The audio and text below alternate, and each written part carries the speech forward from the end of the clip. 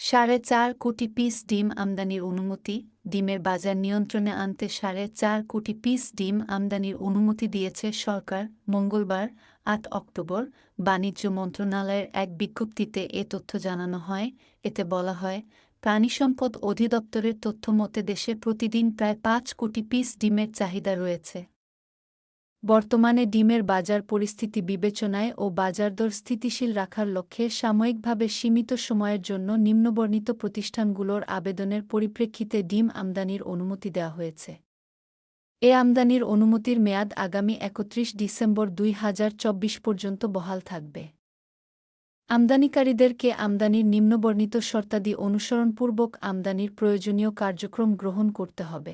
বিজ্ঞপ্তিতে আরও বলা হয়, মেসার্স মিম এন্টারপ্রাইজকে ১ কোটি পিস, মেসার্স তাওসিন ট্রেডার্সকে ১ কোটি পিস, মেসার্স সুমন ট্রেডার্সকে ২০ লাখ পিস, আলিফ ট্রেডার্সকে ৩০ লাখ পিস, হিমালয়কে ১ কোটি পিস, মেসার্স প্রাইম কেয়ার বাংলাদেশকে ৫০ লাখ পিস এবং মেসার্স জামান ট্রেডার্সকে ৫০ লাখ পিস ডিম আমদানির অনুমোদন দেওয়া হয়েছে। আমদানির জন্য যেসব শর্তাবলী মানতে হবে: ১. The World Organisation for Animal হেলথের গাইডলাইন অনুযায়ী বার্ড ফ্লু মুক্ত জোনিং বা কম্পার্টমেন্টালাইজেশনের সপক্ষে রপ্তানিকারক দেশের উপযুক্ত কর্তৃপক্ষ কর্তৃক জোনিং বা কম্পার্টমেন্টালাইজেশনের সার্টিফিকেট অথবা ঘোষণা দাখিল করতে হবে। ২.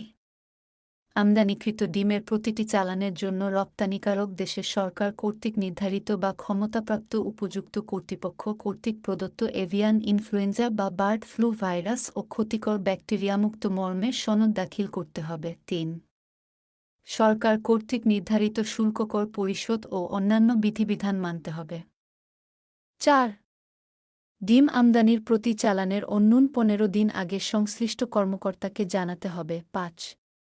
আমদানির অনুমতি পাওয়ার পরবর্তী ৭ দিন পরপর অগ্রগতি প্রতিবেদন বাণিজ্য মন্ত্রণালয়ে দাখিল করতে হবে। ৬. আমদানির অনুমতির মেয়াদ আগামী ৩১ ডিসেম্বর ২০২৪ পর্যন্ত বহাল থাকবে। Desk report, BE news, Dhaka.